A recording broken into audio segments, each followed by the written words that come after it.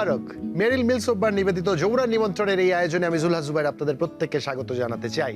এবং নিশ্চয়ই আপনাদের এরই মধ্যে জানা হয়েছে উৎসবের এই সময়টায় রঙিন করবার জন্য আমরা কি আয়োজন নিয়ে আপনাদের সামনে উপস্থিত হই। সেই ধারাবাহিকতায় আজ যাদের আপনাদের সামনে উপস্থাপন করব তাদের সম্বন্ধে শুধু এতটুকুই বলবার আছে, 90-এর দশক যখন বাংলা ব্যান্ড সঙ্গীতের সোনালী যুগ, তখন তাদের আবির্ভাব এক উজ্জ্বল নক্ষত্রের মতো হয়েছিল।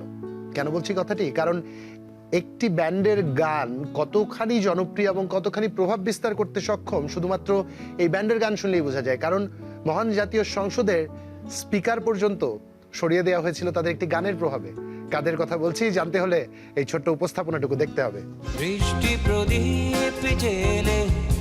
সময় বদলে যায় সুরের ধারা, কিন্তু কিছু কিছু গান সময়ের সীমানা পেরিয়ে আমাদের হৃদয়ে স্থায়ী ঘর বাঁধে।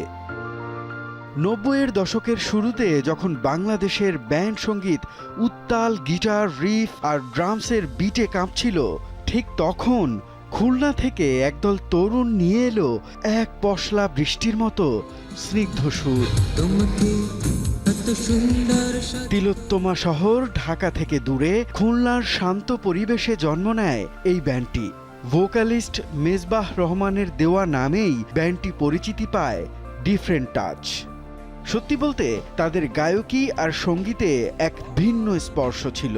সফট রক, মেলোডি আর ফোক ফিউশনের এক অদ্ভুত মিশ্রণ তারা তৈরি করেছিল। 1990 সালে ইলেকট্রা ভয়েস থেকে মুক্তি পায় তাদের প্রথম অ্যালবাম ডিফারেন্ট টাচ। আর এর পরের ইতিহাস তো সবার জানা। মেজবাহ রহমানের দরদি কণ্ঠ আর পিয়ালের গিটারের জাদুতে মোহবিষ্ট হয়ে পড়ে পুরো দেশ। ডিফারেন্ট টাচ মানেই এক বুক নস্টালজিয়া। বৃষ্টির দিনে শ্রাবণের মেঘগুলো জড়ো হলো আকাশে, শোনেননি এমন শ্রোতা কি খুঁজে পাওয়া যাবে? কিংবা দৃষ্টি প্রদীপ জেলে খুঁজেছি তোমায়, বিরহ আর অপেক্ষার এক অনন্য দলিল। শুধু তাই নয়, জীবন মাঝি, আমাদের ভালোবাসার তানপুরা কিংবা মন কি যে চায়, এর মতো গানগুলো প্রমাণ করে তাদের সেমি ক্লাসিক্যাল ও ফোক ফিউশনে কতটা দখল ছিল। 1991 সালে জাহাঙ্গীরনগর বিশ্ববিদ্যালয়ের মুক্তমঞ্চে তাদের সেই ঐতিহাসিক কনসার্টটি আজও অনেকের স্মৃতিতে উজ্জ্বল। একে একে বাজারে আসে শ্রাবণের মেঘ, সাজানো পৃথিবী আর প্রশ্নের মতো অ্যালবাম। ডিফারেন্ট টাচ আমাদের শিখিয়েছে কিভাবে স্নিগ্ধ সুর দিয়েও মানুষের মনে রাজত্ব করা যায়। এমনি করে ডিফারেন্ট টাচ তাদের সুরের ভেলায় আমাদের ভাসিয়ে নিয়ে যাবে যুগ যুগান্তরে, এমনটাই প্রত্যাশা সবার। শুধু একটি প্রজন্ম বললে ভুল হবে, প্রজন্মের ধারাবাহিকতায় আমাদের সবার প্রিয় ডিফারেন্ট টাচ আজ আমাদের সাথে আছে। এরই মধ্যে আপনারা বুঝতে পেরেছেন, তাদের আমন্ত্রণ জানাতে চাই। ঈদ মোবারক ডিফারেন্ট টাচকে। এবং মেজা ভাই, আপনাদের গান শুনবো, তবে তার আগে একটু গল্প করতে চাই আপনার সাথে।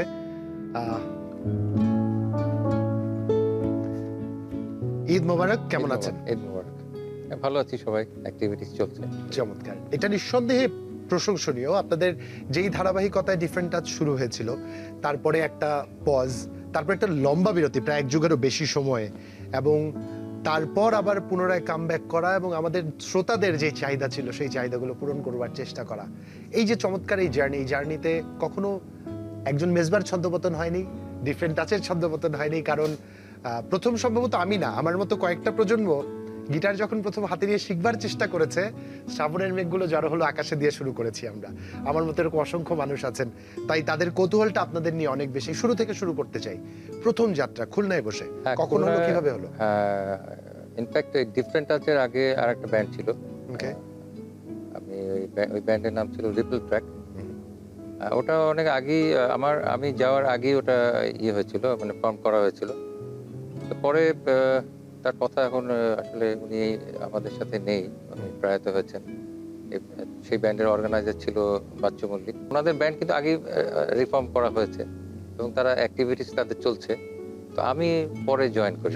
হ্যাঁ, তো জয়েন করার পরে কোনো একটা ইনসিডেন্টে আমি আসলে বেরিয়ে যাই।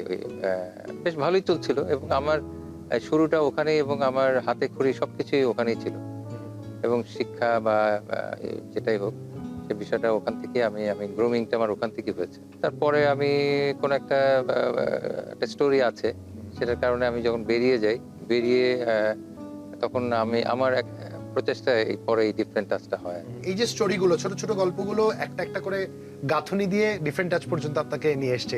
when you look back, when you reflect back, do you somehow regret about all those events that have happened or you cherish them? দুটো বিষয় আছে, মিশ্র প্রতিক্রিয়া আছে আর কি। তো ওই সময়গুলো ভালো ছিল, এটা সত্যি কথা। এবং পরে এটাও বুঝতে পারি যে সেই ব্যান্ডটা কিন্তু এখন নেই, কিন্তু আমাদের ব্যান্ডটা কিন্তু এখন সে সামনে এসছে আর কি। সেই হিসাবে বলতে পারি যে আমার ডিসিশনটা ঠিক ছিল আর কি। এই বিষয়টাই আমার খুব বেশি কোনো ব্লেম বা কিছু এরকম বিষয় নেই। অসাধারণ। মেজর ভাই, একদম শুরুতে যখন শুরু করেছিলেন, যাদের নিয়ে যাত্রা শুরু করেছেন, তারপরে দুজন পড়ালেখার জন্য দেশ ছেড়ে যান, এই গল্প আমাদের শ্রোতাদের জানা আছে, কারণ আপনাদের প্রতি আমাদের একটা কৌতূহল আছে। তারপরে তবু জানতে চাই, কে কে ছিলেন তখন? পরিবর্তনটা কিভাবে আসলো? প্রথমে ছিল আমাদের পাঁচজনই ছিল আমাদের। তারপরে কিছু দেশের বাইরে যায়। আর সবাই কি চাইল্ডহুড ফ্রেন্ড? একজন ছিল আমাদের একটু সিনিয়র মোস্ট, আচ্ছা, মানে বেস গিটারিস্ট ছিলেন, ওনার নাম ছিল মিলান, উনি এখন দেশের বাইরে। আচ্ছা। তো এছাড়া সবাই মোটামুটি কাছেরই, মানে একই সেম এজ। আমি যখন ব্যান্ড থেকে বেরিয়ে যাই, আমাদের কিছু মৌলিক গান ছিল। হঠাৎ করে শুনলাম যে ওই রিপেল ট্র্যাক, যে পুরনো যে ব্যান্ড, ওই ব্যান্ডটা ওই গানগুলো করছে, কিন্তু ওই লেখা ছিল, আমার লেখা ছিল, সুর ছিল এরকম, আমার নিজের লেখা কিছু সুর গান। তখন আমি খুব একটু স্বাভাবিকভাবে চিন্তা করলাম যে আসলে কপিরাইটের সিস্টেম নেই, তো যারা আগে বের করবে তাদেরই কিন্তু তারাই ওনার আর কি। তখন আমি খুব দ্রুত এই ব্যান্ডটা মোটামুটি ফর্ম করে চলে আসি ঢাকায়, এসে রেকর্ডিং শুরু করি আর কি। রেকর্ডিংটা করে আমরাই ফার্স্ট অ্যালবামটা বের করে দেই আর কি। মানে ওদের করতে করতে আমরাই করে ফেলি। চমৎকার। না, ওই যে আপনাকে প্রশ্ন করছিলাম মেজর ভাই, যে কোনো রিগ্রেট আছে কিনা বা কোনো ইন্সপিরেশন আছে কিনা, একটা তাগিদ ছিল, যে তাগিদের কারণে হয়তো এত তাড়াতাড়ি রেকর্ড করা হয়েছে। রিগ্রেট এটা সেরকম না, ইন্সপিরেশনও সেরকমভাবে বলবো না, কিন্তু ওই যে বিষয়টা ধারণা ছিল, একটা চাপ ছিল, হ্যাঁ একটা প্রেশার ছিল, যে গানগুলো যদি আমাদের কিছু ভালো গান, এই গানগুলো যদি হাতছাড়া হয়ে যায়, তো আমরা সেগুলোকে আমরা প্রেজেন্ট করতে পারবো না। এটাই ছিল মূল, মানে আমাদের। মেজর ভাই, আমাদের এই গল্প চলবে, আড্ডা চলবে, তবে একটা গান শুনতে চাই ডিফারেন্ট টাচের কাছ থেকে, প্লিজ। আপনার ব্যান্ড আপনার অপেক্ষা করছে।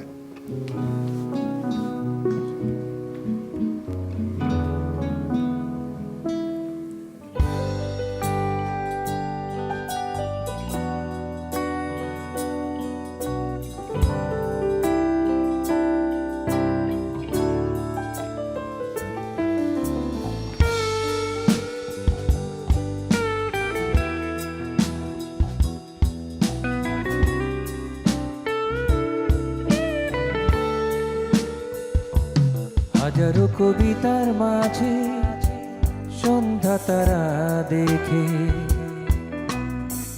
বুঝে নিও আমি তোমার চেয়েও বড় ভালো আছি। সব নদী ঘরে ফেরে জেনেছি অনেক পরে,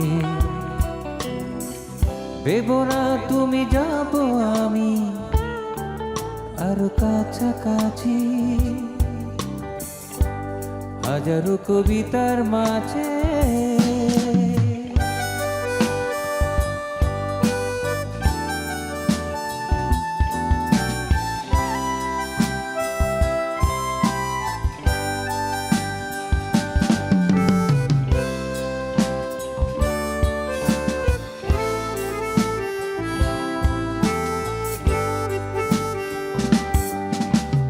বলেছ সুখেরা বড় নয়, আমিও পেয়েছি ততটুকুই।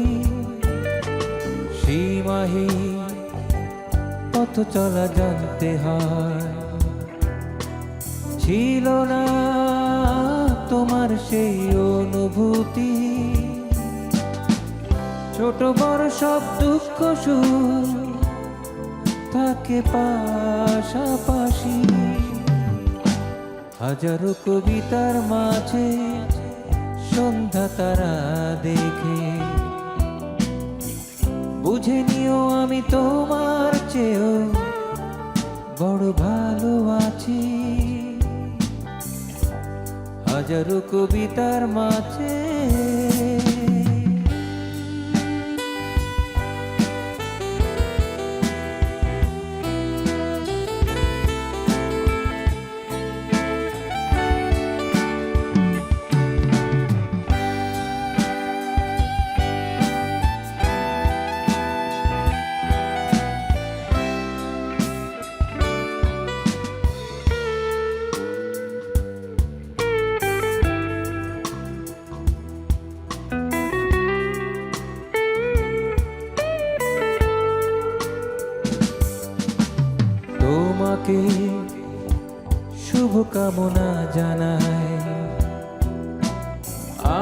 আমাকে করেছো চিরঋণী, দিয়েছো মনেরই জোর আমায়, আগামী দিগন্তের জাল বুনি,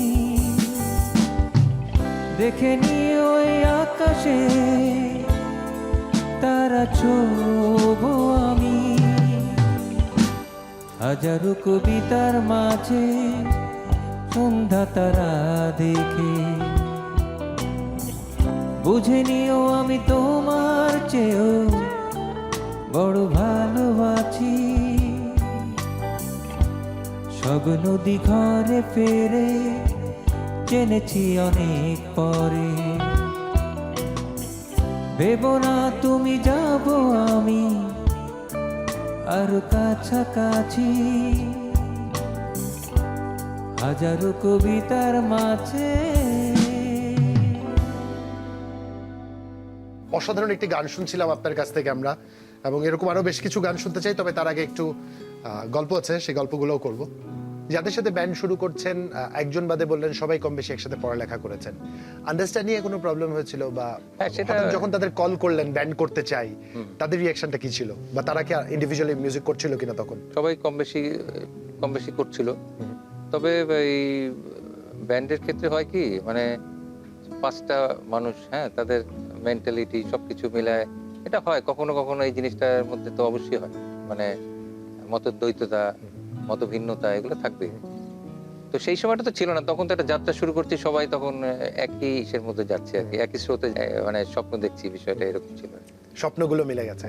যেহেতু আমরা শুরুর সময়ের কথা বলছিলাম, ব্যান্ড মেম্বারদের কথা বলছিলাম, একজন অতিথি আছেন আমাদের সাথে, তাকে একটু যুক্ত করে নিতে চাই আমাদের যমুনার নিমন্ত্রণের আজকের এই আয়োজনে। মেরিল গেসোরবান নিবেদিত আমাদের প্রথম অতিথি আনোয়ার হোসেন পান্না। ঈদ মোবারক, স্বাগত আপনাকে। কেমন আছেন? আলহামদুলিল্লাহ। আসেন পান্না ভাই। মিসবাহ, ভালো আছেন?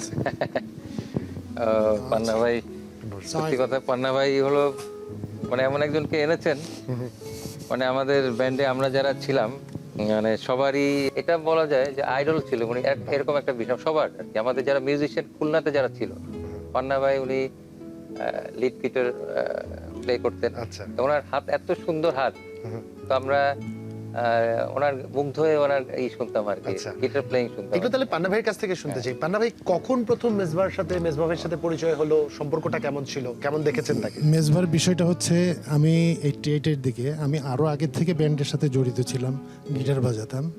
তো খুলনাতে একটা সংকট ছিল ব্যান্ডের ক্ষেত্রে, ভালো কোনো সিঙ্গার তেমন একটা ছিল না, সবাই গান গাইতো মোটামুটি কম বেশি। 88 এর দিকে আমি রিপেল ট্র্যাক নামে একটা ব্যান্ডে জয়েন করি। সেখানে অনেক সিঙ্গার ছিল, কিন্তু ওই সিঙ্গাররা তেমন একটা আমার মনোপুত হচ্ছিল না। আচ্ছা। তখন আমি বললাম মেজবার, আমি একটা শোতে তার গান শুনেছিলাম, আমার খুব ভালো আমি সলো লেগেছিল। পারফর্ম করতাম আর কি আচ্ছা। আগে, ব্যান্ডের সাথে ছিলাম না। তারপরে আমি ওই ব্যান্ডের যে অর্গানাইজার ছিল তাকে বললাম যে আপনি মেজবাকে দেখেন, নিয়ে আসতে পারেন কিনা এই ব্যান্ডে, আচ্ছা। তাহলে হয়তো ব্যান্ডটা কন্টিনিউ করা যাবে। তারপরে ওনারা বিষয়টা অনেক এরকম। চেষ্টা করে, মানে মোটামুটি পান্না ভাই উস্কে দিয়েছিলেন যেন আপনাকে গ্র্যাব করা হয়। চমৎকার। আজকে সত্যি কথা, পান্না ভাইয়ের জন্য আমি আজকে এখানে। আমরা কৃতজ্ঞ আপনার কাছে, কারণ নতুবা আমরা হয়তো এই মেজবাকে এইভাবে আবিষ্কার করতাম না, একজন সফল ব্যবসায়ী হিসেবে পেতাম হয়তোবা, কিন্তু এইভাবে পেতাম না আর কি। পান্না ভাই, একটু জানতে চাই, তখন মেজবা ভাইয়ের মধ্যে এমন কি দেখেছিলেন, এমন কোন গুণটা দেখেছিলেন যেটা আপনার কাছে মনে হয়েছে না, দ্যাট শুড বি প্রমোটেড, এটা সামনে আসা উচিত? কণ্ঠটা খুব ভারী কণ্ঠ ছিল, হ্যাঁ, মানে কণ্ঠ শুনলেই যে কেউ মুগ্ধ হবে, এটা নো ডাউট। হ্যাঁ, তখন তো আরো স্মুথলি সে গাইতে পারতো, তো ফলে ওইটাই বেশি আমার কাছে আকর্ষণীয় মনে হয়েছে, এবং সেই কারণে আমি তাকে প্রিফার করেছি আর কি। বাহ।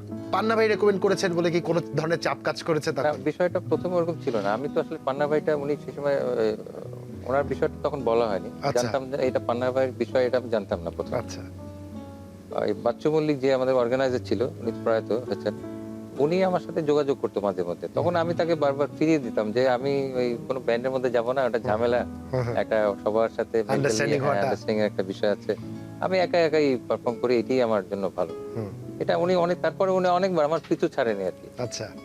তো এর ভিতরে পরে একবার উনি আমাকে বললো যে তুমি আসো, অ্যাটলিস্ট তুমি আমাদের এখানে চা খাওয়ার, মানে দাওয়াত তোমার, একদিন এমনি আসো আর কি। তখন দেখলাম যে যেখানে পান্না ভাইরা প্র্যাকটিস করে, তখন ওই আমাদের ব্যান্ডে একজন আছে পিয়াল, ওরাও তখন সেখানে ও ছিল আর কি। তখন আমরা যে দেখলাম যে ওই তাদের জ্যামিং দেখে, মানে পান্না ভাইয়ের বাজানো দেখে এত মুগ্ধ হলাম সত্যি কথা। তখন ওরা বললো যে মেজবা তুমি একটা গান করো আমাদের সাথে।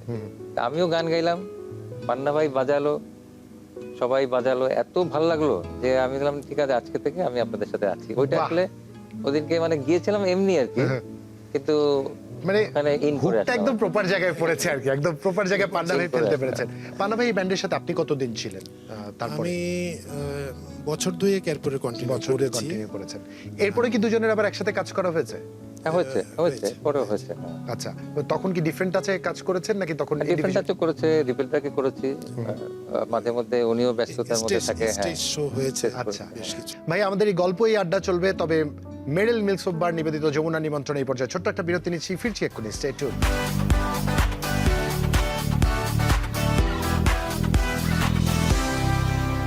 মেরিল মিল্ক সোপ বার। এর মিল্ক লোশন প্রতিবার গোসলের পর আমার ত্বক রাখে নরম ও মসৃণ।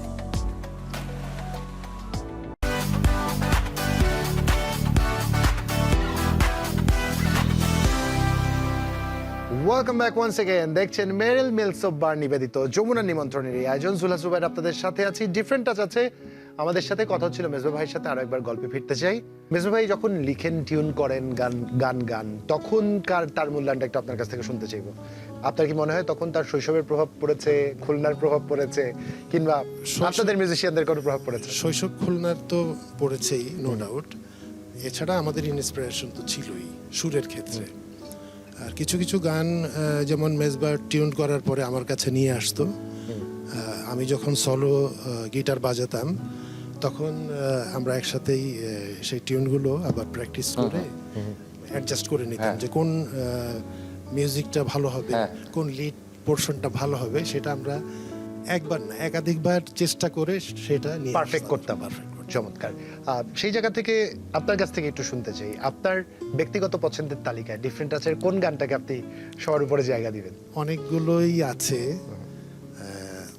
যেমন ধরেন আমার ভালোবাসার তানপুরা, তারপরে কিছু কথা কিছু গান।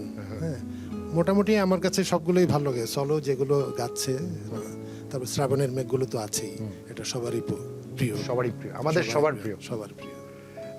আরেকটা শেষ প্রশ্ন আপনার কাছে রাখতে চাই, অ্যাজ এ মিউজিশিয়ান সাইডে রেখে, as a human being to Mezba ভাইয়ের মূল্যায়নটা আপনার কাছ থেকে শুনবো, এবং সেই সাথে ইফ দ্যার ইজ এনিথিং যেটা আপনার কখনো বলা হয়নি, সুযোগ পাননি বলার, বলতে চেয়েছেন অনেকবার। অ্যাজ এ হিউম্যান বিং সে কিন্তু আপনার খুব হেল্পফুল পার্সন একজন। কারো বিপদ আপদ হলে সে কখনো পিছপা হয় না, যতটুকু সম্ভব সে করার চেষ্টা করে আর কি। এবং খুব দায়িত্বশীল একজন মানুষ। পান্না ভাইকে যদি এমন কিছু থাকে যেটা আসলে কাজ করতে গিয়ে জমা পড়েছে, কখনো বলার সুযোগ পাননি, কিংবা এমন কোনো নতুন প্রজেক্ট যেটা মাথায় আছে, হয়তো পান্না ভাইকে নিয়ে কাজ করতে চান আগামীতে?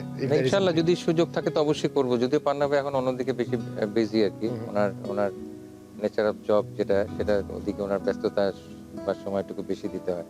আর আমরাও কিছু নতুন নতুন কাজ করছি, ইনশাআল্লাহ দেখা যাক, ব্যাটে বলে হলে অবশ্যই করবো। পান্না ভাই, অসংখ্য ধন্যবাদ, আপনি আজকে এসে আমাদের সময় দিয়েছেন, এই উদযাপনের সময়টা ডিফারেন্ট টাচের সাথে রঙিন করেছেন। থ্যাংক ইউ, থ্যাংক ধন্যবাদ। You very much for. আমারও ভালো লাগলো আজকে পান্না ভাইয়ের মতো একজন মানুষ আজকে ছিল আমার সাথে, জন্য ভালো থাকবেন পান্না ভাই, আপনি আপনার সুস্থতা কামনা করছি, এবং ধন্যবাদ। Thank you very much. ভাইয়া, এরই সাথে একটা গানও শুনে ফেলতে চাই আপনার কাছে। নিশ্চয়ই নিশ্চয়ই।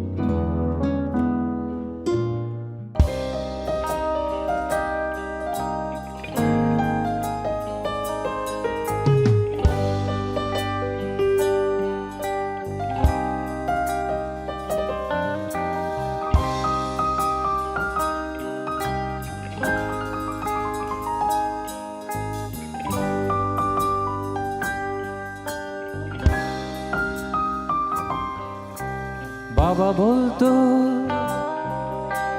বড় হয়ে নে খোকা, তোকে নিয়ে যাব একদিন ওই পাহাড়ের চূড়ায়। বাবা বলতো বড় হয়ে নে খোকা, তোকে নিয়ে যাব একদিন ওই পাহাড়ের চূড়ায়। দুজনে মিলে বনমরঘের চড়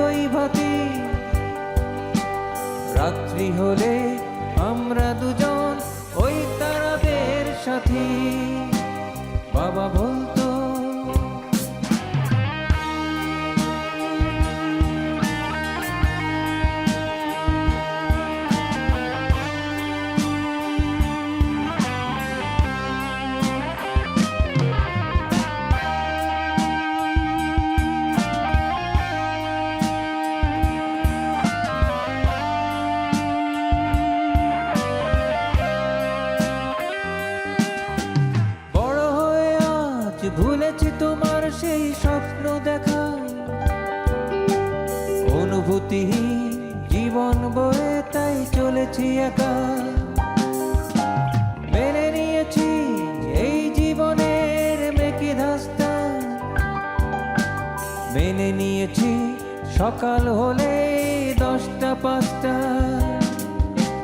মেনে নিয়েছি মিস হয়ে গেলে ভোরের বাসটা, মেনে নিয়েছি লুট হয়ে গেলে মুখের ক্রাশটা,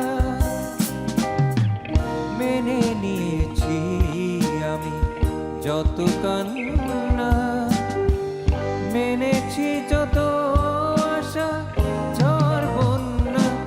এখন বাবা তুমি যে কোথায়, নীল আকাশের ওই সীমায়, পাখি ডাকা ঘুম ভাঙা ভোরেরই হাওয়ায়। বাবা তুমি যে কোথায়, দূর আকাশের ওই তারায়, হয়তো আছো ফিরে যাওয়া পাখির ডানায়।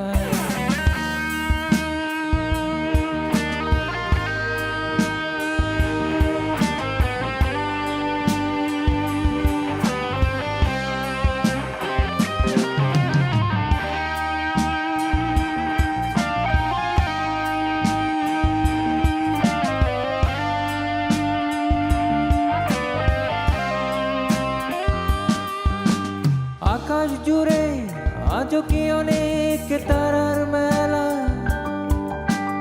আমার জন্যে অন্যে হওয়া ভোরের বেলা। পাহাড়ের চূড়া বন মরক আর চড়ুই ভাতি, আমার জন্যে উচ্ছন্নের অন্ধরাতি। রাতের আধার বিবর্ণ ক্ষণ আর সেই তুমি, ভিজে আসিছ অনেক জলে ভিজে যাই আমি। বাবা তুমি যে কোথায়, নীল আকাশের ওই সীমায়, পাখি ডাকা ঘুম ভাঙা ভোরেরই হাওয়ায়। বাবা তুমি যে কোথায়, দূর আকাশের ওই তারায়, হয়তো আছো ফিরে যাওয়া পাখির ডানায়। চমৎকার গান, অসংখ্য ধন্যবাদ আপনাকে। প্লিজ আপনি আসবেন। ছোটবেলার প্রসঙ্গে আসতে চাই, কারণ ওই যে বন্ধুদের তো একটা প্রভাব আমাদের জীবনে থাকে, প্রভাবে একটা জীবনে প্রভাব থাকে, এবং সবচেয়ে বড় বিষয় হচ্ছে ফ্রেন্ডস আর দ্য ফার্স্ট ক্রিটিক, যারা ক্রিটিসিজম দিতে শুরু করে যে এই গানটা এরকম হয়েছে, এটা এরকম হলে ভালো হইতো, এবং তারা যখন বলে কোনো ফিল্টার ব্যবহার করে না, এবং এই অধিকারটা সবচেয়ে বেশি থাকে শৈশবের বন্ধুদের। হ্যাঁ, exactly, এরকম right. কোনো স্মৃতি মনে পড়ছে এই মুহূর্তে? হ্যাঁ, এরকম ছিল। হ্যাঁ, এরকম স্মৃতি আছে। কিছু বন্ধু ছিল যারা আমাদের যে এই অ্যালবামটা যখন আমরা করি, তখন অ্যালবামটা বের হয়নি, কিন্তু আমরা যাদেরকে শুনিয়েছি তখন তাদের যাদের ভালো লেগেছে সেই বিষয়গুলো, এবং এই সত্যি কথা বলতে কি, এই যে ব্যান্ডের যে নামকরণ, যেটা আমরা বললাম না খুব দ্রুত চলে এসেছি রেকর্ডিং করতে, নাম ছাড়া রেকর্ডিং, নাম ছাড়া রেকর্ডিং আগে ওইটা শুরু করে দিছি, মানে কাজ আগে আর কি, নামও তখন আমাদেরই হয়। তখন এই গানগুলো যখন সবাইকে শোনালাম, তখন সবাই গানগুলো বলছিল কি গানগুলো ডিফারেন্ট হয়েছে, গানগুলো ডিফারেন্ট হয়েছে।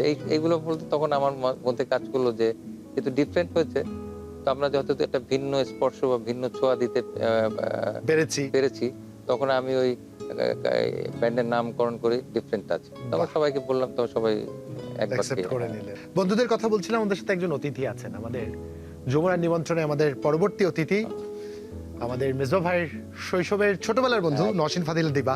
ঈদ মোবারক আপু, আমন্ত্রণ যমুনার নিমন্ত্রণে। চলে আসলে কি আমার কি বলে স্কুল ফ্রেন্ড, আমরা স্কুলে ছিলাম একসাথে। মানে কোন সময়টায়? শৈশব একদম স্কুল ফ্রেন্ড একদম। এই বসো। হ্যাঁ, খুব ভালো লাগলো তুমি আসছো। কোন ক্লাস থেকে কোন ক্লাস পর্যন্ত আপনারা? আমরা ক্লাস 6 থেকে আর কি, 5-6 থেকে আর কি ক্লাস 10 আর কি। আচ্ছা, ম্যাট্রিক। এত পুরনো বন্ধুত্ব আসলে আর বন্ধুত্বের পর্যায়ে থাকে, এটা পরিবার হয়ে যায়। এক্স্যাক্টলি, এটা খুব চমৎকার একটি বিষয়। এক্স্যাক্টলি। তখন যেই মেজবাকে দেখেছেন, এখন যাকে দেখছেন, বিশাল ব্যবধান। কি ছিল তখন একটু অনেক অনেক অনেক বড় ব্যবধান বলতে হয়। কারণ ও যখন স্কুলে পড়তো অ্যাকচুয়ালি ও কিন্তু খেলার জগতে ছিল। এক্স্যাক্টলি যদি বলি আপনাকে তাহলে সেটা বলতে হয় যে একদম খেলার জগতে ছিল। আর খেলার জগতে থাকার কারণে ওর এই সুপ্ত প্রতিভার বিকাশ যে কোনো একদিন ঘটবে আমাদের এটা ধারণার বাইরে। আচ্ছা, এক্স্যাক্টলি খেলতে খেলতে গায়ক হয়ে গেল। খেলতে খেলতে গায়ক। অন্য একটা বিষয় এক্সপ্লোর করে দিল আর কি। আসলে আমি এই আসলেই জগতে সেটা। ছিলাম না। আচ্ছা। আমি গানের জগতে গিয়েছি আমি আফটার মানে কলেজ আর কি। যে একটা মানুষ তো ইচ্ছা হলে একটু খেলতেন? গুনগুন ক্রিকেট, করে ফুটবল, কোনটা একটু না, না, গুনগুন ও- করে ও- একটু যে গান গাওয়া। আমি- মানে মেজবা ভাই কোনটা খেলতেন? ফুটবলটা। ক্রিকেট, ও ফুটবল? বেশি ফুটবলে। ফুটবল হ্যাঁ। খেলতেন। ওকে। আমাদের স্কুলেও ব্যাপার ওই হ্যাঁ, আমরা টুর্নামেন্টও স্কুল চলতো। টুর্নামেন্ট হতো, ওখানে যার জন্য টুর্নামেন্টে ওই ভালো একটা খেলেছি। সুযোগ ছিল ওর ওখানে ওখানে চ্যাম্পিয়ন হতাম। চ্যাম্পিয়ন হওয়ার একটা শুধু সুযোগ খেলতো না, ছিল। পড়তো?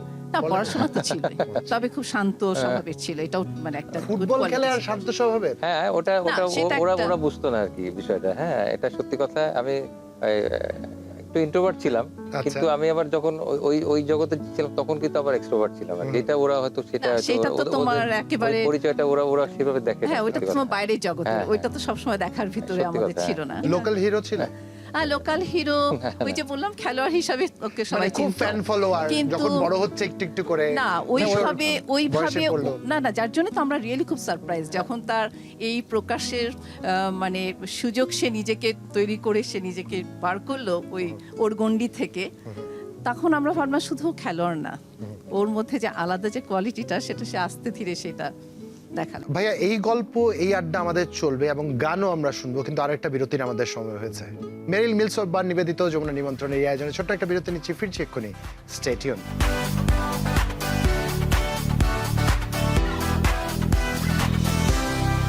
মেরিল মিল্ক সোপ বার। এর মিল্ক লোশন প্রতিবার গোসলের পর আমার ত্বক রাখে নরম ও মসৃণ।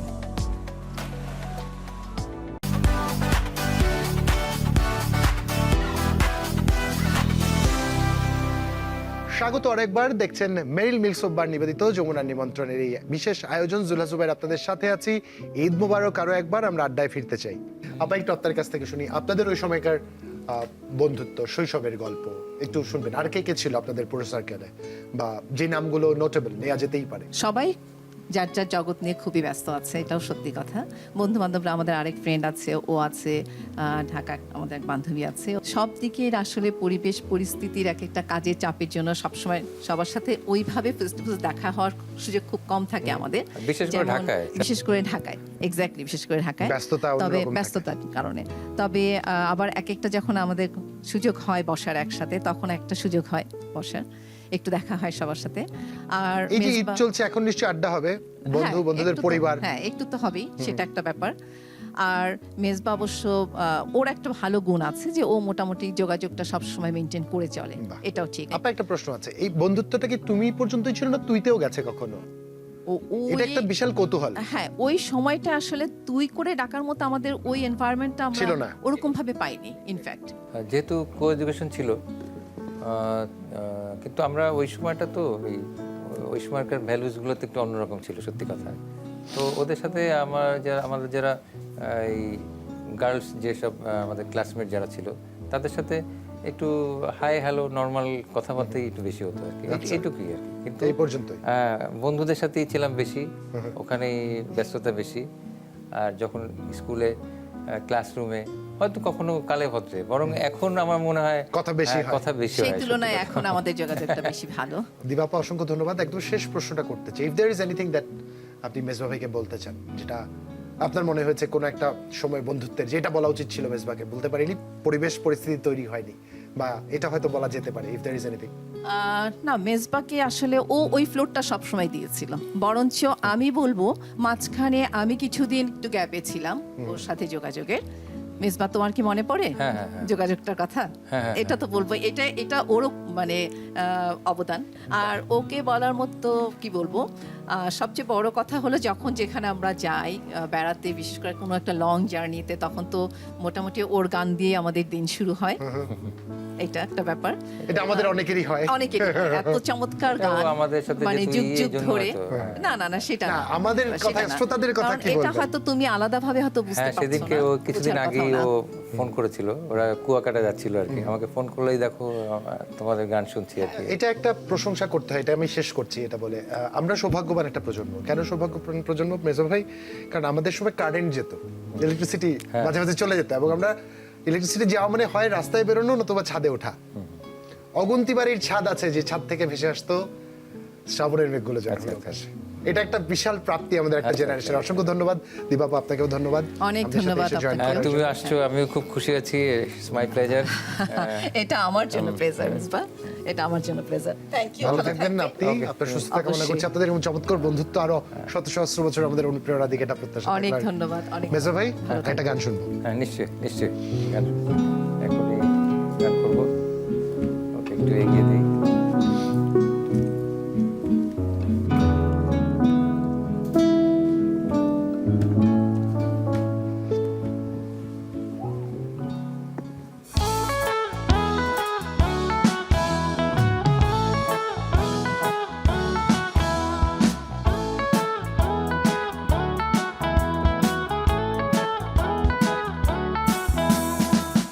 কি যে চাই বলো, যার দেখি লাগে ভালো, মন সে তো বাধা পড়ে না, কি জানি কেন জানি না। মন কি যে চাই বলো, যার দেখি লাগে ভালো, মন সে তো বাধা পড়ে না, কি জানি কেন জানি না।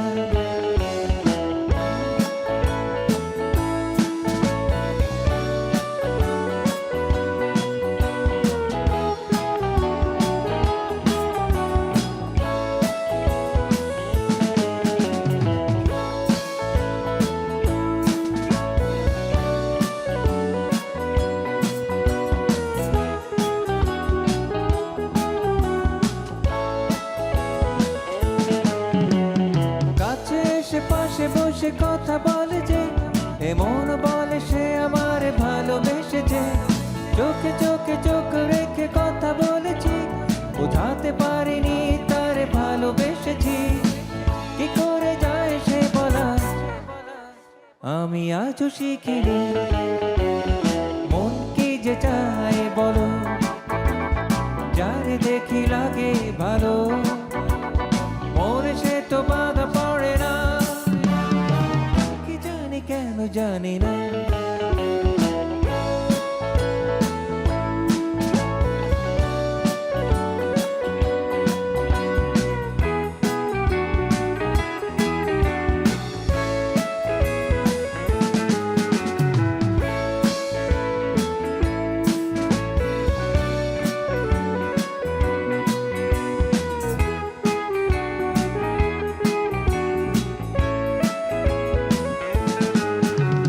প্রেম ভরা মন নিয়ে চলেছি এখন, ভাবি শুধু কবে পাবো তার দেখা। কথায় আছে জীবনে প্রেম আসে একবার, আমার জীবনে সে আসবে কবে আর? জীবনে প্রেম হবে কিনা আমি তাও জানি না। মন কি যে চায় বলো, যার দেখি লাগে ভালো, মনে সে তো বাধা পড়ে না, কি জানি কেন জানি না। মন কি যে চায় বলো, যার দেখি লাগে ভালো, মনে সে তো বাধা পড়ে না, কি জানি কেন জানি না। চমৎকার গান, অসংখ্য ধন্যবাদ আপনাকে। প্লিজ আপনি আসবেন। আপনি সত্যি সৌভাগ্যবান। সৌভাগ্যবান এই জন্য যে আপনার শৈশব খুব বর্ণিল, আপনার শৈশবের বন্ধুদের সাথে আপনার এখনো যোগাযোগ আছে, এবং তারা আপনার গান শুনে এবং ফিডব্যাক দেয়, এটা একটা বিশাল পাওয়া। গানের এই ধারাবাহিকতায় ছন্দপতন হয়েছে, কখনো আপনি হয়তো দায়িত্বের কারণে গান থেকে দূরে ছিলেন, কিন্তু বন্ধুদের সবসময় কাছে ছিলেন। মানে এই যে আপনার আবার ফিরে আসা, এটাতে কি ফ্রেন্ডদের কোনো কন্ট্রিবিউশন ছিল কিনা? পরের যে আমার যে জার্নিটা ছিল, আমি মাঝখানে একটা 7-8 বছর একটা পজ বা একটা গ্যাপ ছিল, তারপরে আবার কামব্যাক করার পিছনে আমার ওই বন্ধুদের অনেকই ছিল, ইন্সপিরেশন ছিল। তারপরে তো এই আর মেজর ভাই, আমাদের এই গল্প চলবে, আড্ডা চলবে, তবে আরেকটা গান শুনতে চাই ডিফারেন্ট টাচের কাছ থেকে, প্লিজ।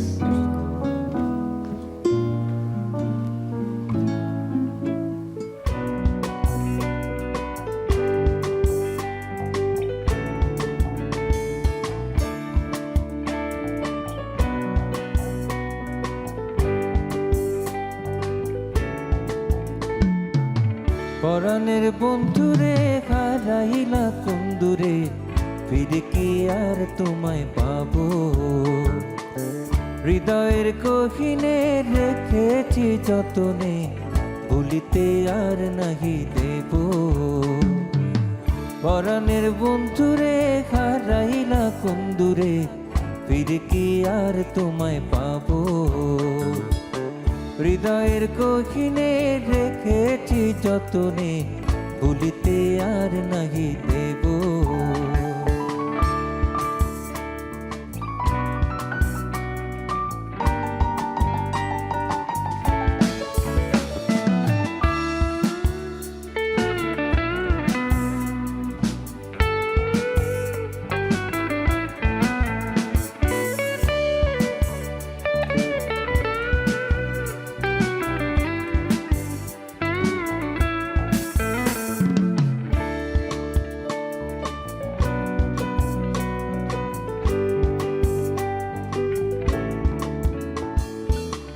পেয়েছি তোমায় এতটা সহজে, যখনই ডেকেছি নীরবে নির্জনে, ভুলিনি সেই রাত অতীব গোপনে, অজানা সেই স্রোতে ভেসেছি সাম্পানে।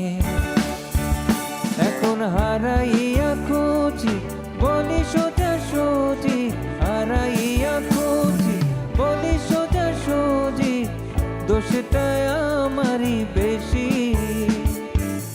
ছাড়িয়া তাহারে আসিলে আসিও, ছাড়িয়া তাহারে আসিলে আসিও, আমি অপেক্ষায় রব। পরাণের বন্ধুরে হারাইলা কোন দূরে, ফিরে কি আর তোমায় পাবো?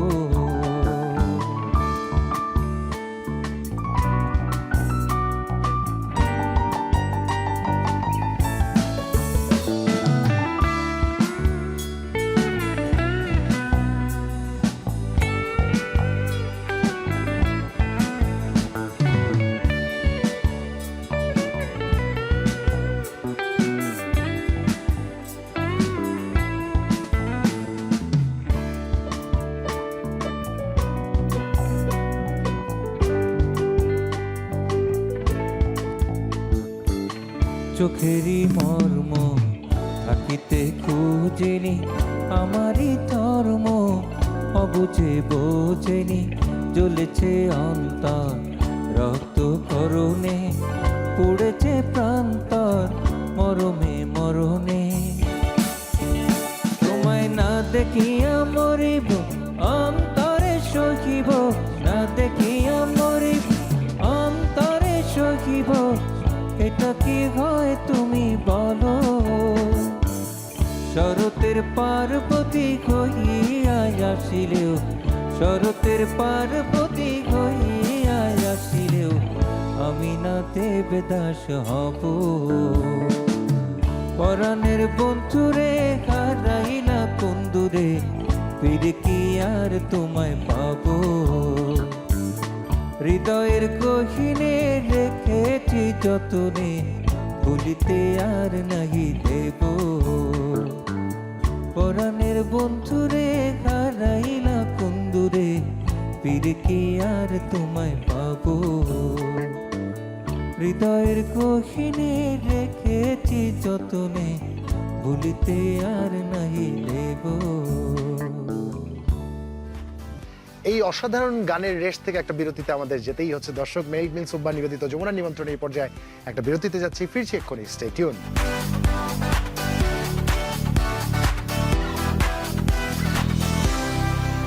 মেরিল মিল্ক সোপ বার। এর মিল্ক লোশন প্রতিবার গোসলের পর আমার ত্বক রাখে নরম ও মসৃণ।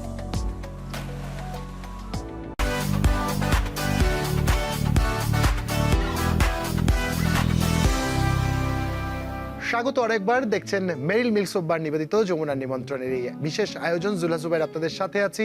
ঈদ মোবারক আরো একবার, আমরা আড্ডায় ফিরতে চাই। হয়তো আমাদের জন্য গান করছেন না, নিজের জন্য তো নিশ্চয়ই করতেন, কিংবা ব্যবসা যখন সামলাচ্ছেন বাবার, তখন কি গুনগুন করে?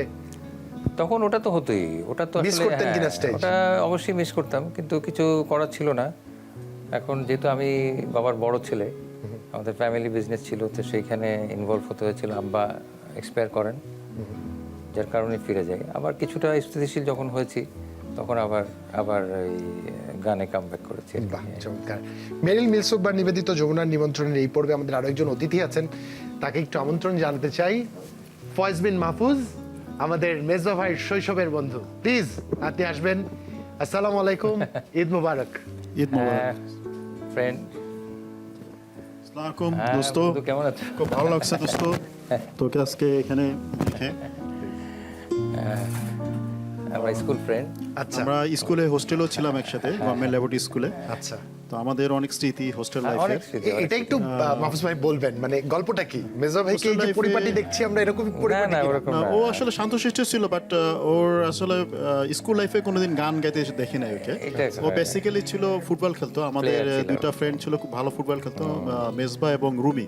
হ্যাঁ, রুমি রুমি, ও national player পরবর্তীতে ছিল, হ্যাঁ। ন্যাশনাল প্লেয়ার হয় এবং আবানির ক্যাপ্টেন ছিল, এখন কানাডাতে সেটেল। আচ্ছা, তো হঠাৎ 90 সালে দেখলাম মেজবার ক্যাসেট বেরোলো, মেজবা ডিফারেন্ট আছে। আমাদের সবাইকে অবাক করে দিল। আমরা আসলে অবাক হয়ে গেলাম। তো আসলে ওর কণ্ঠটা হলো গড গিফটেড। ও কোনোদিন রেওয়াজও করে নাই বা গানও শেখে নাই। ঠিক। মানে গান না শিখে যে গায়ক হয়ে যাওয়া বা গড গিফটেড গলা, কারণ আমার পক্ষেও এখন গান গাওয়া সম্ভব হবে না, যে কেউ হঠাৎ করে গায়ক হতে পারে না। কিন্তু ও সবকিছু হয়তো হওয়া যায়, গায়ক হওয়া যায় গায়ক হওয়া যায় না, বাট ও আসলে ওর গানটা গড গিফটেড। ও কিন্তু কোনোদিন রিয়াজ, মানে আমরা তো স্কুল লাইফে একসাথে ছিলাম, থেকেছি, মানে এবং আমার কোনো ইয়ে ছিল না, কি বলে ওই যে আমি প্রাতিষ্ঠানিক যে একটা বিষয়, ওটাও ছিল না। প্যাশনি কোনো আমার শিক্ষাও ছিল না। স্টার্ট ছিল না, কোনো আচ্ছা। গানের টিচার ছিল Self-taught। না। হ্যাঁ। আমার মনে হয় না ও হারমোনিয়ামও বাজাইতে পারে। না, না, সেটা- ও হারমোনিয়ামে কোনো শিখেও না, নাই সেটা হারমোনিয়ামে, শিখিনি, কিন্তু গিটার কিন্তু গিটার পরবর্তীতে শিখে বাজিয়ে, নিয়েছেন। গিটার বাজিয়ে। সহজ ভাই একটু জানতে চাই, এখন দাঁড়িয়ে যদি তখনই রিফ্লেক্ট করতে বলি অতীতে, ফুটবলার হলে ভালো হতো নাকি অ্যাজ এ সিঙ্গার উনি বেশি সাকসেসফুল? এখন রুমি সাকসেসফুল হয়েছিল ফুটবলার হিসাবে। আমরাও ভাবছিলাম যে ও সাকসেসফুল হবে, ও ভালো খেলতো, ফুটবল খেলতো স্কুলে। কিন্তু গায়ক হবে আমরা কেউ কল্পনা করতে পারিনি। যে মেজবা কোনোদিন স্কুলের কোনো ফাংশনেও গান গায় নাই, জীবনে কোনো না। অনুষ্ঠানেও গান গায় নাই, Never. মানে হোস্টেলেও কোনোদিন গুনগুনায় গিয়ে গান গাওয়া মনে মেজবা ভাই আসলে বুঝে ফেলছিল, দর্শকদের জন্য শ্রোতাদের জন্য গাবো, পয়সা দিলে গাবো, নালে ভাই গাবো না, বাংলা কোনো গান হবে না। একটু স্কুল কলেজের জীবনটা শুনতে চাই, কেমন ছিল আপনাদের আড্ডাগুলো? আড্ডা অনেক ভালো ছিল, অনেক আমরা ছোটবেলায় বিশেষ করে হোস্টেল লাইফটাও খুব ভালো কাটছে আমাদের একসাথে। আমরা এখনো ও সপ্তাহে একদিন আমাকে ফোন দিবে, হোয়াটসঅ্যাপে ফোন দেয়, রেগুলার কথা হয় ওর সাথে।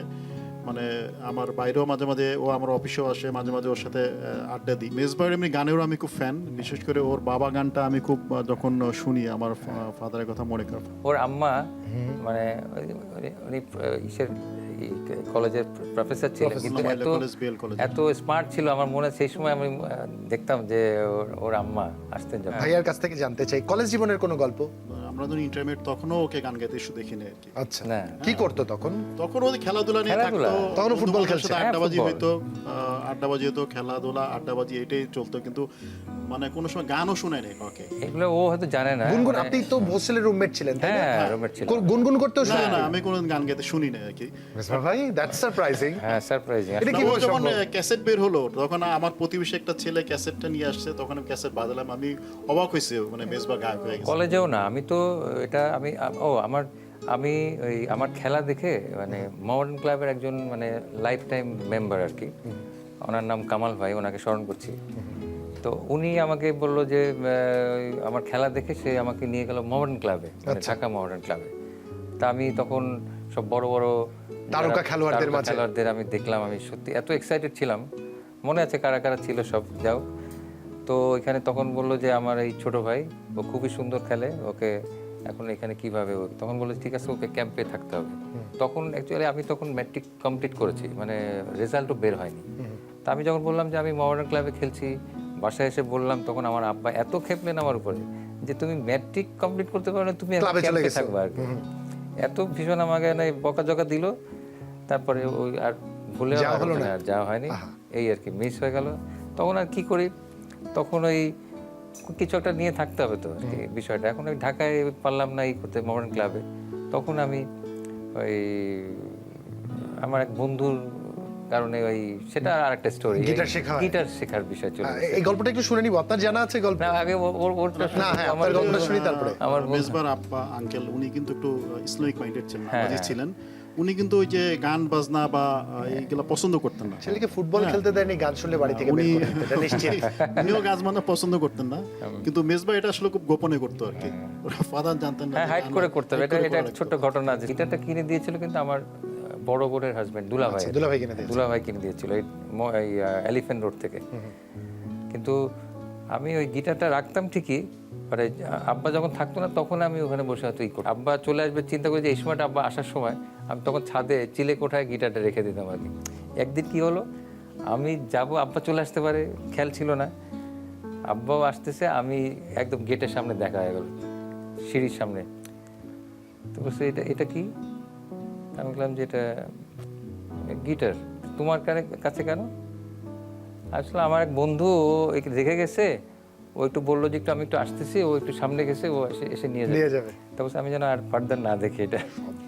কেন এই ছিল, আব্বার একটা অন্যরকম একটা ধারণা ছিল কিছুটা, কিন্তু আমার মনে হয় ভ্যালিডিটি আছে আমি বলবো।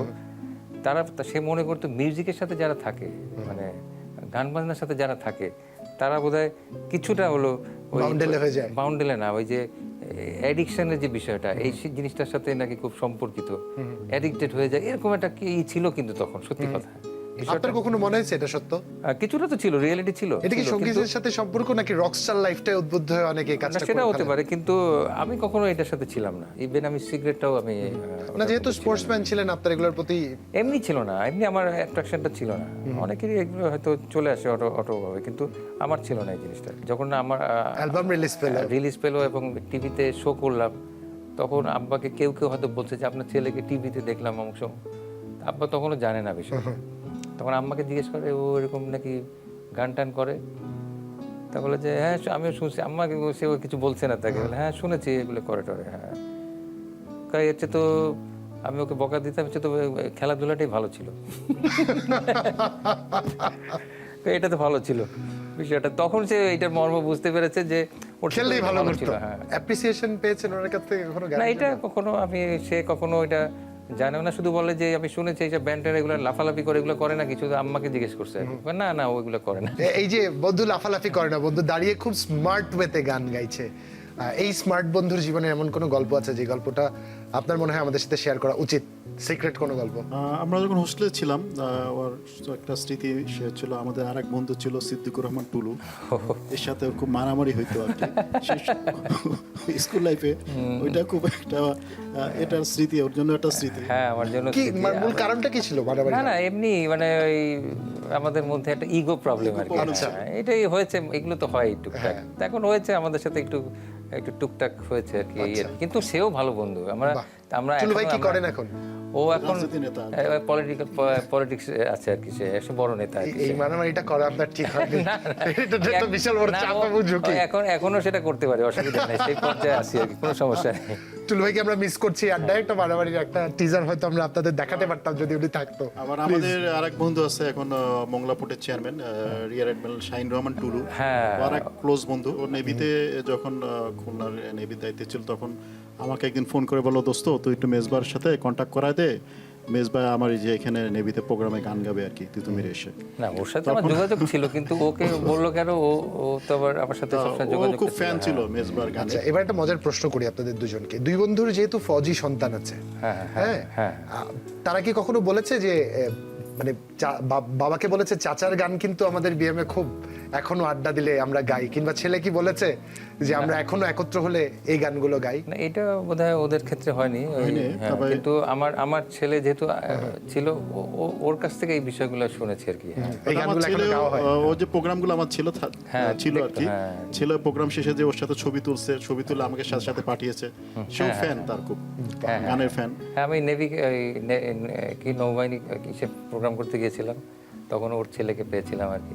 বাহ, তখন আমরা একসাথে ছবি টবি তুলেছি। এমন কোনো গল্প বা এমন কোনো কথা যেটা মেজবা ভাইকে কখনো বলার সুযোগ পাননি? যেটা আপনার মনে হয়েছিল আসলে বলে ফেললে ভালো হতো? না, মেজবার মানে আমার শুধু একটাই লাগে যে মেজবা কেন স্কুল লাইফে গান গাইলো না আর কি, হ্যাঁ, কলেজ এটা লাইফে ঠিক। গান গেলো না। তাহলে এটা একসাথে আমার অনেক এখনো কিন্তু আড্ডা আমার মারতে পারতো, তাই না? আমরা হ্যাঁ। হোস্টেলে ছিলাম, কোনোদিনই তাহলে গানও একসাথে গানও শুনি নাই, কেন গেল না আমি এটা আর কি। তাহলে আমরা আমার একসাথে মাঝে এখনো কনফিউজ যে কেন ও মানে হঠাৎ করে গায়ক হয়ে গেল, গান কইলো না, এটা আমার না, এটা সত্যি কথা। আমরা যদি ওইখানে গান গেতাম তাহলে অনেক হইচই হতো বা হই একসাথে হল্লোড় হতো, আড্ডা হতো। হ্যাঁ, আড্ডা কিন্তু ভাই, হতো আর কি। আমার আপনাকে গত এই অল্প সময়ে জেনে যেটা মনে হয়েছে, তখন যদি আপনি গান গাইতেন তার গানটা আর গাওয়া হতো না, বাবার কারণে হয়তো আপনাকে ফুটবলার হয়ে যেতে হতো। এক্স্যাক্টলি ঠিক।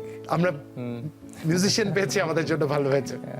অসংখ্য ধন্যবাদ মহস ভাই থ্যাংক আপনাকে। ইউ, আপনাকে ধন্যবাদ, মেজবাকে ধন্যবাদ। হ্যাঁ, বন্ধু, তুমি মেজবা সুস্থতা কামনা করি, আরো দীর্ঘদিন বন্ধু, আসছো সুন্দর কণ্ঠ তুমি। আমরা শুনতে চাই, খুব ভালো লাগলো, মেজবার আমি মুখে হ্যাঁ, আরো শুনতে চাই ইনশাআল্লাহ। আর মেজবার ছেলেদের কাছ থেকে আমরা গান শুনতে চাই, কিন্তু মেজবার ইনশাআল্লাহ। ছেলেরা মনে হয় সেভাবে গান না, আমার তৈরি হয়নি আর কি। হ্যাঁ, ও ভালো গান করে না, কিন্তু ওই যে বাবা যেরকম হঠাৎ করে একদিন অবাক করে দিয়েছিল, সন্তানেরা এরকম হঠাৎ করে অবাক করে দিবে আর কি। আমরা সেই অপেক্ষায় থাকলাম। ঠিক আছে বন্ধু, মহস ভাই, ভালো থাক। হ্যাঁ, ওকে, একটা গান শুনবো। হ্যাঁ, নিশ্চয়ই নিশ্চয়ই।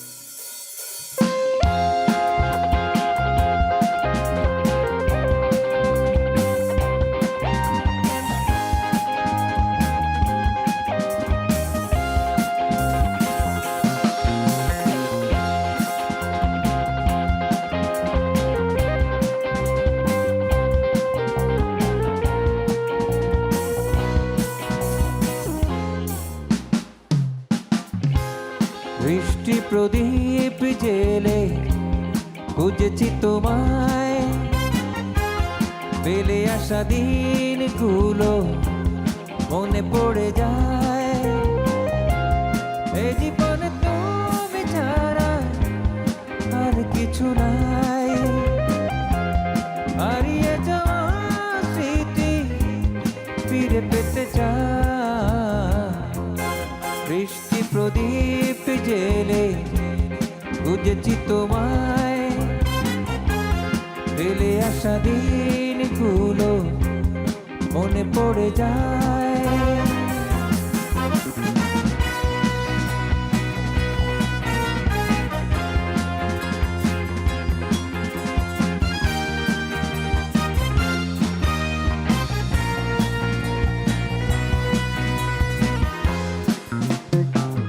কেটেছে বিনিদ্রা একা একা, বেদনার বালু চরে মেলেছি পাখা। কেটেছে বিনিদ্রা একা একা, বেদনার বালু চরে মেলেছি পাখা। তুমি না এ ভুবনে কিছু চাই না, এ মনের গভীরেতে ব্যথা দিও না। বৃষ্টি প্রদীপ জেলে খুঁজেছি তোমায়, পেলে আসা দিনগুলো মনে পড়ে যায়।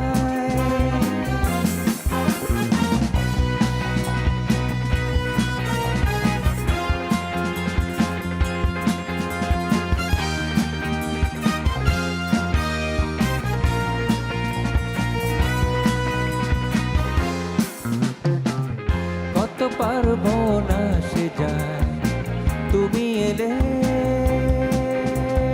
না। মনোদ্বীপ নিভে গেছে আর চলে না, কত পারবো না সে যায়, তুমি এলে না। মনোদ্বীপ নিভে গেছে আর চলে না। তুমি না এ জীবনে ভালো লাগে না, এ মনের বম্বারে ফিরে এসো না। বৃষ্টি প্রদীপ জেলে খুঁজেছি তোমায়, ফেলে আসা দিনগুলো মনে পড়ে যায়।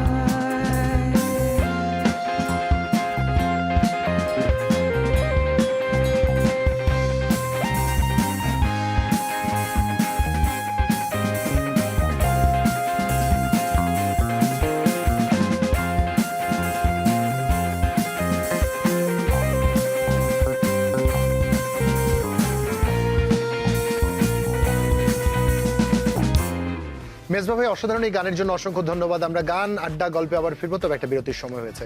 দর্শক, মেরিল মিলসোবার নিবেদিত যমুনা নিমন্ত্রণ এই আয়োজনে আরো একটা বিরতিতে যাচ্ছি, ফিরছি এক্ষুনি, স্টে টিউন।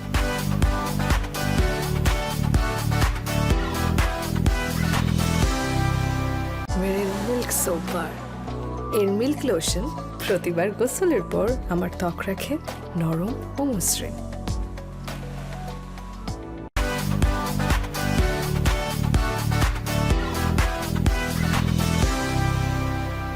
স্বাগত আরেকবার, দেখছেন মেরিল মিলসোবার নিবেদিত যমুনা নিমন্ত্রণের এই বিশেষ আয়োজন। জুলহা জুবাইর আপনাদের সাথে আছি। ঈদ মোবারক আরো একবার, আমরা আড্ডায় ফিরতে চাই। একটা গল্প বলছিলেন যে গিটার শেখার একটা গল্প আছে, যেটা আপনি বলবেন। ওই যে বাবার সাথে যে কথাটা হয়ে গেল, এরপরে গিটার কি আর বাসায় কখনো বাজাননি? তাও বাজিয়েছি, মানে উপরে ছিল, কিন্তু তখন একটু সাবধানে থাকতাম, একটু সতর্ক থাকতাম আর কি। একটু হয়তো আগেই আমার হয়তো বাসার অনেক আগেই আমি হয়তো কাজটা সেরে ফেলতাম। আচ্ছা। ছাদে রাখতাম আর কি। আচ্ছা, মা কতখানি অ্যাপ্রিশিয়েট করতেন মিউজিক? মা যেহেতু বাবা এটা কি করতো না, সে সরাসরি করতো না, কিন্তু তার একটা প্রচ্ছন্ন একটা সম্মতি ছিল। হ্যাঁ, রাইট রাইট। চমৎকার। কিন্তু সে কখনো মানে সরাসরি কখনো বলে না। আচ্ছা, ভার্সিটি লাইফে তো মোটামুটি আপনি তখন গান গাইছেন, হ্যাঁ, গান গাইছি তখন। তখন সবাই চিনে, হ্যাঁ, সিঙ্গার মেজবাকে সবাই চিনছেন, তাই না? দেখি তারকা খ্যাতি আপনার ক্যাম্পাসে কেমন ছিল একটু জানবার চেষ্টা করবো। আর একজন অতিথি আছেন আমাদের সাথে, যুক্ত হবেন শাফকাত নিজাম বাপ্পি, আমাদের অতিথির বিশ্ববিদ্যালয় জীবনের বন্ধু। বাপ্পি ভাই, ঈদ মোবারক। হ্যাঁ, আমন্ত্রণ ঈদ মোবারক। মিলসোবার নিবেদিত যমুনা নিমন্ত্রণের এই আয়োজনে। আসসালামু আলাইকুম। ওয়ালাইকুম আসসালাম। আরে বন্ধু, কেমন আছো? আসলে বসো, তোমাদেরকে পেয়ে আমি ভীষণ আজকে বেশি আমি বলে না ওই যে ইসে মোবাইলে চার্জ দিতে হয়, নাহলে শেষ। আজকে মোটামুটি আমার তোমরা আসাতে আমি মোটামুটি রিচার্জ আর কি। আমাদের উদ্দেশ্য ছিল আপনাকে একটু সারপ্রাইজ করা এবং আপনার আনন্দ দেখে আনন্দিত হওয়া। কতখানি সারপ্রাইজ আপনি জানি না। না, আমার বন্ধুরা, আমি এই ফরম্যাটটা জেনেছি, কিছু বন্ধু আসবে, মানে কে আসবে আপনি তো সেটা জানতেন জানি না। না আর কি। আচ্ছা, হ্যাঁ। চমৎকার। সেটা বাপি ভাই, প্রথম বিশ্ববিদ্যালয় আপনাদের দেখা, তাই তো? জি, আমার প্রথম বলে আমার খুব ভালো লাগছে যে হ্যান্ডপিক মেজবার কিছু বন্ধু যারা আসছেন এখানে, তাদের ভিতরে আমার একজন আসতে পেরে আমার খুব ভালো লাগছে আর কি। বাহ, খুবই চমৎকার। ভালো লাগছে। So the first time you got to know Mezba ভাই। মেজবা, ইয়েস। আমরা যখন ইউনিভার্সিটিতে পড়ি তখন আমরা সবাই খুব তরুণ। ওই সময় মেজবার সাথে আমার যখন পরিচয় হয় তখন অলরেডি সে স্টার। আচ্ছা, তার ক্যাসেট বের হয়ে গেছে, সে খুব সুন্দর গান গায়, সব জায়গায় সে খুব মারাত্মক পপুলার। তো আমাদের বাসা ছিল আমাদের সাথে তখন স্কার্টনে বয়সটা এরকম, তখন যেরকম মানে স্কুলে কলেজে ইউনিভার্সিটিতে সবসময় সারাক্ষণই একসাথে আছি, কিন্তু তারপরেও যেন আফটার দ্যাট একসাথে মিলিত হওয়ার জন্য একটা মারাত্মক আকাঙ্ক্ষা ছিল। এক্স্যাক্টলি। সেটার জন্য আমরা সবাই একসাথে এসে সবসময় বসতাম। হ্যাঁ, তো এবং সেটা ছিল ওর বাসার ডেস্টিনেশন। আচ্ছা। অনেক বড় বাড়ি, প্রায় আমার খুব 1.5 ভালো বিঘা নিয়ে লাগতো বাড়ি। ওটা। এখন সেখানে স্কার্টনে আমার আমরা শুনেই তো যেতাম। ঈর্ষা হচ্ছে, এখন ঢাকায় কল্পনাও করা যায় না। ওখানে আমাদের বিশাল, মানে ওটাই ছিল আমাদের মনে হয় যেন সেকেন্ড হোম আর আমাদের কি, জীবনে সেকেন্ড একটা হোম ছিল। বিশাল সময় ওখানে বাসার কেটেছে ভিতর একসাথে। থেকে চা, কফি, বিস্কিট, যেটা প্রয়োজন আর কি। বাহ। এত কষ্ট দিয়েছি মানে এই বন্ধুটাকে আর কি। ওটা আমরা হ্যাঁ। এনজয় করেছি সবাই। বাপি ভাই গান গাইতো নাকি উনি শুধুমাত্র পৃষ্ঠপোষক ছিলেন? মানে আমাদের আমি ভক্ত। হ্যাঁ এই ছিল আর কি, আমরা বন্ধুরাই ছিলাম আর কি। হ্যাঁ, ও গাইতো না, আমি ভক্ত। ওগুলো খুব জেন্টলম্যান। যদিও এখন আমাদের ওই বাসাটা মিস করি, ওই বাসা আছে এখনো, কিন্তু ও চলে আসছে এখনো ওই বনানীতে চলে আসছি, আমি বনানীতে চলে আসছি। আচ্ছা, ওই বাসা নিশ্চয়ই আপনারা মিস করেন এখন আড্ডার মিস সময়। করি, অনেক মিস করি। ওখানে আমাদের অনেক স্মৃতি, অনেক স্মৃতি। বাপি ভাই, অনেক বিখ্যাত একজন লোক ছিল। তারকা তখন বন্ধু হবে, বিষয়টা মানে কেমন ছিল? এখন তো অনেকটা নর্মাল হয়ে গেছে, আমরা আমাদের চারপাশে প্রচুর প্রতিষ্ঠিত মানুষকে দেখি, কিন্তু তখন তো তারকা খ্যাতি পাওয়া মানুষকে কাছ থেকে দেখতে পারাটা একটা বিশাল ব্যাপার ছিল। তখন বন্ধু হচ্ছে, কেমন ছিল সেই দিনকার? হ্যাঁ, তখন আমার একটা প্রশ্ন, পরিচয় কিভাবে হলো? এই যে সেটা, ওটার আগে আমার একটা প্রশ্ন যেটা বলছে আমার, ও তো তারকা ছিল, আমাদের বয়সটা এরকম ছিল, খুব কৌতূহলী মন ছিল আমাদের। আচ্ছা, মেজবা একজন সুদর্শন, খুব সুন্দর গান করে। তো তাই আমার প্রথম প্রশ্ন ছিল ওর কাছে যে আচ্ছা মেজবা, তোমার সাথে মেয়ে ভক্তদের রেসপন্স কিরকম তোমার সাথে, কিংবা কিরকম কি হয়? কেমন ছিল উত্তরটা? তো মেজবা কিন্তু ভীষণ সৎ ছেলে এবং মানে ও স্ট্রেট ফরওয়ার্ড সব কথা বলে। আর এসব ব্যাপারে সে একটু খুব লাজুক প্রকৃতির। সে এই প্রশ্নটা বোধহয় তাকে একটু বিব্রত করেছে, তো বললো আর বলো না। না, সেটা তো ওইভাবে বলি না। আপনি কিন্তু মেজবা ভাই দেখেছি আপনি থামায় দিচ্ছেন, এটা কিন্তু হবে না, বাপি ভাইকে বলতে দেন। সেটা আমি ঠিক আছে, ওইভাবে বলি না। এই কোশ্চেনের সময় আমি অনেক টিভি চ্যানেলও আমাকে অনেক সময় বলেছে যে এই ক্ষেত্রে এইটা বলে, কিন্তু আমি ওটাকে খুব সাধারণভাবে বলি যে মেজবা ভাই আপনি ফিমেল ভক্তদের কেমন? আমি বললাম যে সবারই মোটামুটি সাড়া পাই। আমি ওই স্পেসিফিক ওই ফিমেলের দিকে যাই না আর কি, কখনো এটা কি জানি সবাইকে এই কারণে তুই বাপি ভাইকে থামিয়ে দিচ্ছেন। বাপি ভাই please continue, you may continue. আচ্ছা, আমি এটা মানে জাস্ট বলি, অ্যাট লিস্ট ওর রেসপন্স এত ভালো ছিল যে আমাদের মতো জেলাস হওয়ার ব্যাপার, যে ও বললো যে ওর অ্যাটলিস্ট 1-2 বস্তা চিঠি হবে। হ্যাঁ, সেটা সেখানে সেটা আসতো। হ্যাঁ, ঠিক। লা লা লা লা লা, এটা একটা নিউ ইনফরমেশন আমরা জানলাম। 1-2 বস্তা চিঠি ভক্তকুলের, চমৎকার। এবং শুধুমাত্র ফিমেল ওই 90s এর সময়টা তো ওরকমই ছিল। কার্ড পাঠানো, ভিউ কার্ড দেয়া, চিঠি ওই সময় দেয়া, তো মোবাইলের যুগ ছিল না। পারফিউম দেয়া একটা কাগজ পাওয়া যেত, ওর মধ্যে চিঠি লেখা। হ্যাঁ, ও একবার একটা পড়তে দেয়নি বাপি হাড়ির ভাই? খবর দিয়ে দিচ্ছে আর কি এখন। দেয়নি আর কি। না, সেগুলো নাই, সেগুলো তো কোথায় গেছে, এগুলো তো পাইনি, ওগুলো সেই পর্যন্ত। তখন আমাদের লাইফস্টাইলটা এরকম ছিল, যদি আর একটু জাস্ট একটু পিছনে যাই রিকল করার জন্য। তখন আমরা গান শুনতাম কিন্তু টেপ রেকর্ডারে, ওর ক্যাসেট বের হতো। ক্যাসেটগুলির তখন বিক্রি করতো 30-35 টাকা থেকে, আমাদেরকে ফ্রিও দিত। তো আমরা সেটা শুনতাম হলো ওয়াকম্যান একটা জিনিস ছিল, ছোট্ট একটা জিনিস, এর সাথে হেডফোন লাগানো থাকতো। সেটা আমি শুনতাম রাতের বেলা, যখন নাকি ঘর অন্ধকার থাকতো ঘুমানোর ঠিক আগে।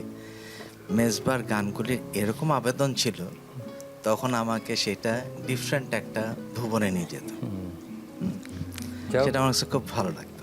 যাক, এখন ওই ওর কথা বলি, ও এমনি খুবই জেন্টলম্যান একটা, মানে কি বলবো, মানে এত ভদ্র মানুষ খুব কম আছে আর কি, সত্যি কথা। তারপরে ও যখন স্কার্টন থেকে চলে আসলো, ওদের গুলশানেও বাড়ি আছে ওদের, আচ্ছা, যদি এখন থাকে বনানীতে। এখন বনানীতে আছে। তো ওখানে মেজবা ভাই বলতে হয় আপনার বন্ধু ভাগ্য খুব ভালো। গুলশানেও যেতাম মাঝে মধ্যে, কিন্তু ওই দূরত্বটা হয়ে যাওয়াতে আমাদের ওইটা ছিল কাছাকাছি, আমার যে বাসা আর ওই স্কার্টনটা ছিল কাছাকাছি। তখন সন্ধ্যা হলেই ওইখানেই আমাদের, সন্ধ্যা হলেই সব মনে করে এমন হতো, মানে আমার মনে হয় রাত 1-2টা অনেক রাত পর্যন্ত আমরা গল্প করতাম। এবং এমনও হয়েছে যে রাতে আড্ডা দিতে দিতে আমাদের খিদা পেয়ে গেছে। হ্যাঁ, তখন আমরা করতাম মগবাজার চৌরাস্তায় তখন একটা রেস্টুরেন্ট ছিল, হোটেল তাজ, যেটা আপনার ভোর রাত পর্যন্ত খোলা থাকতো, খাবার পাওয়া যেত। ঢাকায় এরকম তখন রেস্টুরেন্টস খুব কম ছিল।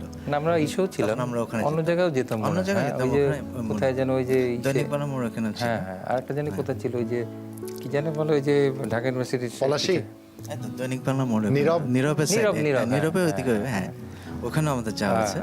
তো আমরা ওই এরিয়াতে আমাদের মগবাজার ওখানে।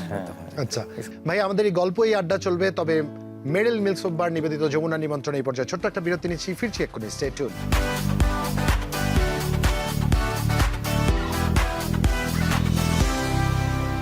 মেরিল মিল্ক সোপ বার, এর মিল্ক লোশন প্রতিবার গোসলের পর আমার ত্বক রাখে নরম ও মসৃণ।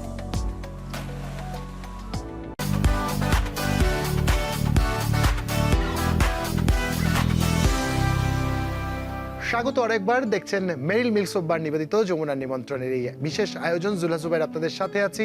ঈদ মোবারক আরো একবার, আমরা আড্ডায় ফিরতে চাই। তখন যে সময়টার কথা বলছি, তখন স্টুডেন্ট যেহেতু সবাই, এবং one of the earning member of the whole group Mezba ভাই, কারণ হচ্ছে ওনার ক্যাসেট বিক্রি হচ্ছে, ওনার কাছে তখন আছে।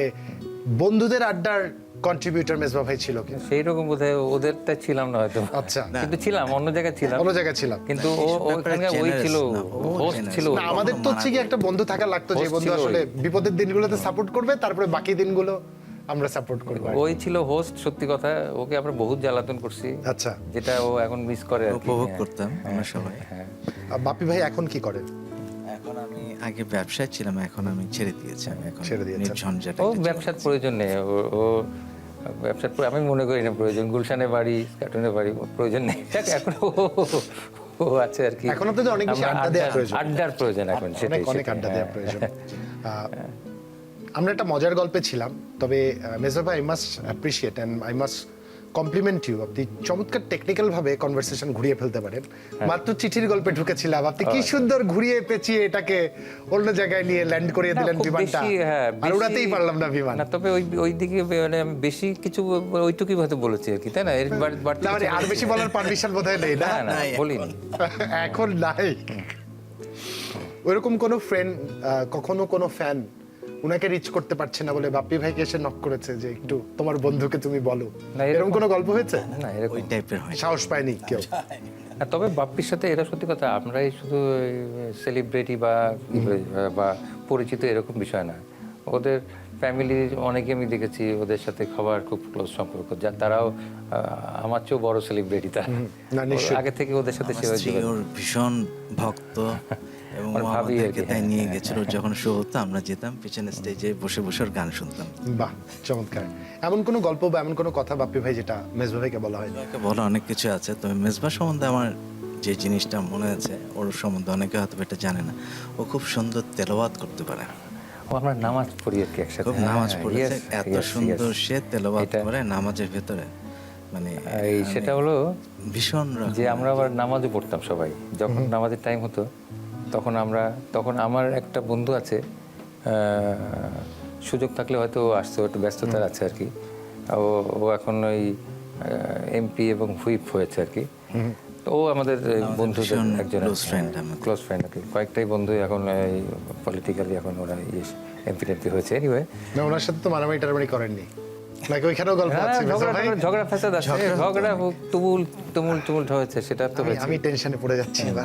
হ্যাঁ, প্লিজ বলুন। এখন ওই আমার ওই বন্ধুটা আবার আমাকে সবসময় বলতো, তুই নামাজ তুই পড়াবি আর কি, তোর এটা আমার খুব ভালো লাগে। তিলাওয়াত আমার ভালো লাগে। এই এখন আমাদের একজন হুজুর টাইপের, মানে ও কিন্তু কিন্তু ও একটু খুব পায়াস এবং এমদাদ, আমাদের বন্ধুটা মারা গেছে আর কি।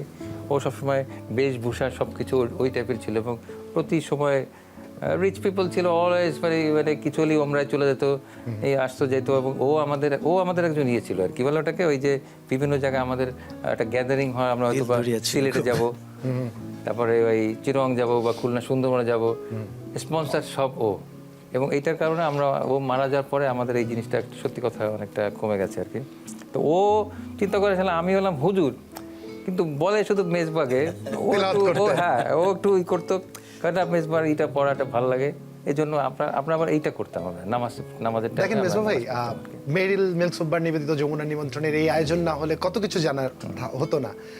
ডিফারেন্ট আজকে আমরা চিনি, সবাই গান শুনি, হ্যাঁ, কিন্তু পিছনের যে গল্পটা, মানুষটার যে গল্প, এত সুন্দর তেলাওয়াত করে, চমৎকার ফুটবল খেলে এবং দুবস্তা চিঠিও আছে না, যে গল্পটা আর বলতে দিল না আমাদের বাপ্পি ভাই।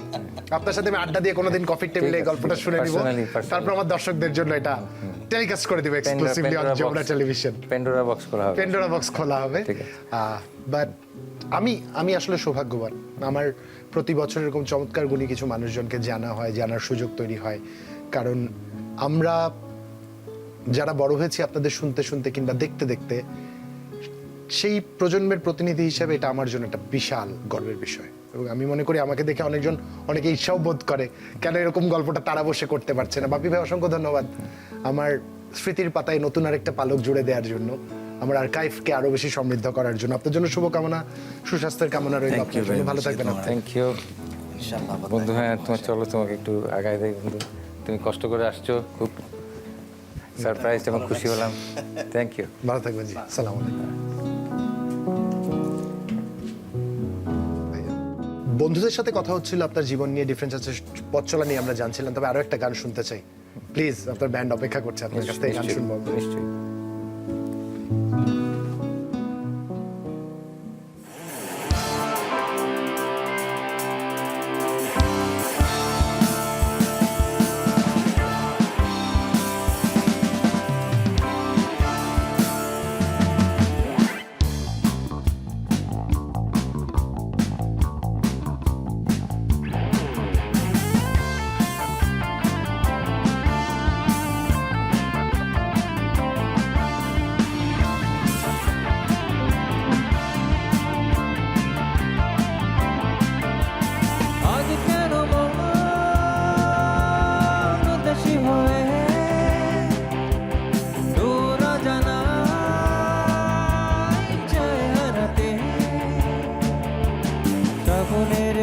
মেঘগুলো জড়ো হলো আকাশে,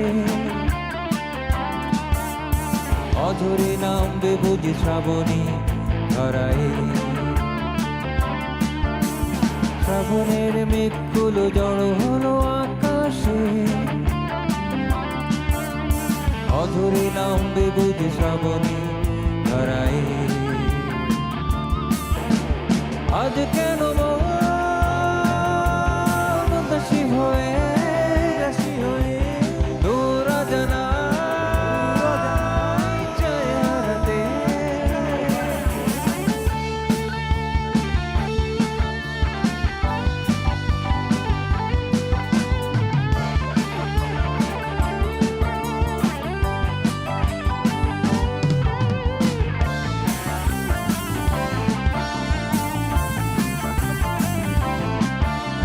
কবিতার বই সবে খুলেছি, হিমেল হাওয়ায় মন ভিজেছে। জানালার পাশে চাপা মাধবী, বাগান বিলাসী ঘেনা দুলেছে। কবিতার বই সবে খুলেছি, হিমেল হাওয়ায় মন ভিজেছে। জানালার পাশে চাপা মাধবী, বাগান বিলাসী ঘেনা দুলেছে। আজ কেন উদাসী হয়ে তোরা জানা চায় হারাতে।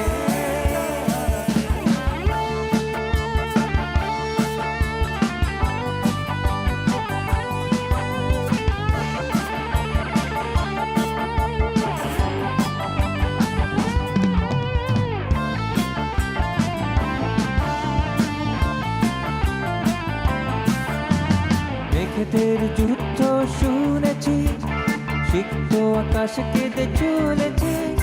জমেছে আশের জল কেলি, পথিকের পায়ে হাঁটা থেমেছে।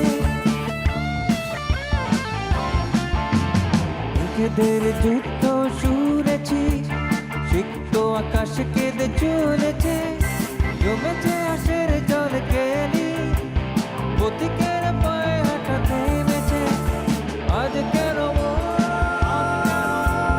উদাসী হয়ে তোরা জানা চায় হারাতে। শ্রাবণের মেঘগুলো জড়ো হলো আকাশে, অঝরে নামবে বুঝি শ্রাবণী ধরায়। শ্রাবণের মেঘগুলো জড়ো হলো আকাশে, অঝরে নামবে বুঝি শ্রাবণী ধরায়।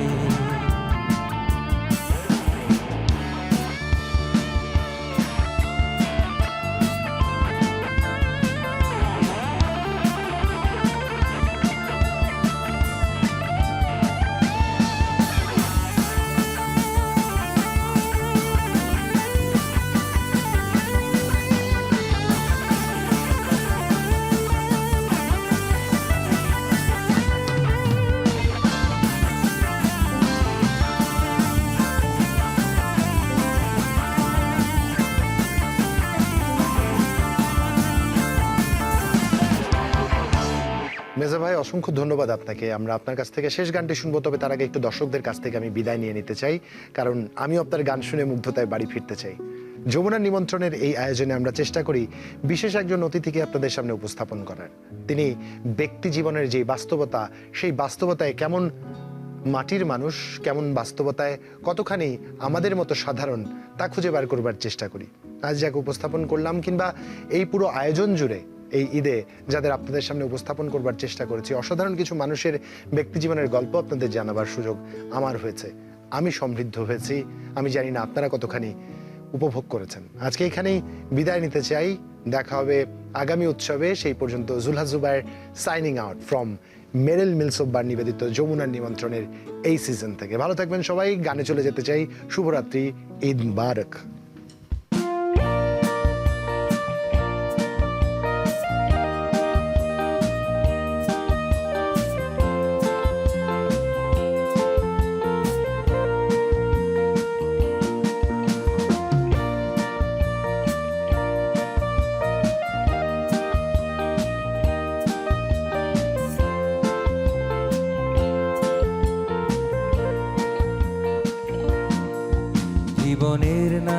ব্যস্ততায় সময়গুলো হারিয়ে যায়, ফেলে আসা সেই দিনগুলো কেন বারবার ফিরে তাকায়। চলো খুঁজে নেই আবার সেদিন অনুভবে বন্ধু, আবার কবে দেখা হবে বন্ধু, আবার কবে দেখা হবে।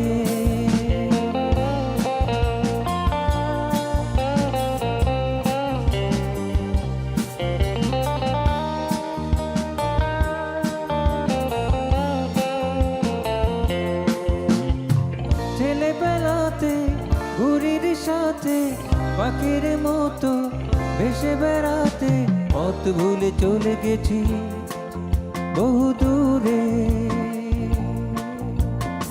ছেলেবেলাতে ঘুড়ির সাথে পাখির মতো ভেসে বেড়াতে পথ ভুলে চলে গেছি বহু দূরে। ফেলে আসা সে সময় কোনো কিছুর বিনিময়, পারো যদি দিনগুলি ফিরিয়ে দেবে, বিনিময়ে নিতে চাও যত নেবে বন্ধু, আবার কবে দেখা হবে বন্ধু, আবার কবে দেখা হবে।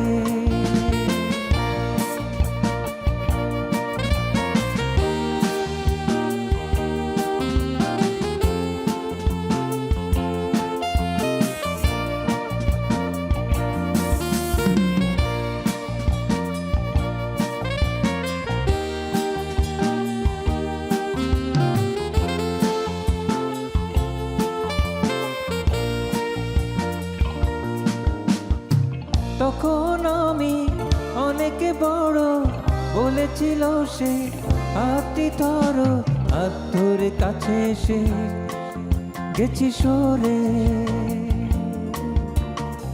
তখন আমি অনেক বড় বলেছিল সে, হাতটি ধরো, হাত ধরে কাছে এসে গেছি সরে। আজও তারে মনে হয় পুরি অনুশোচনা, যদি পারো ক্ষমা করে তুমি দেবে, চেপে রাখা অভিমান ভুলে যাবে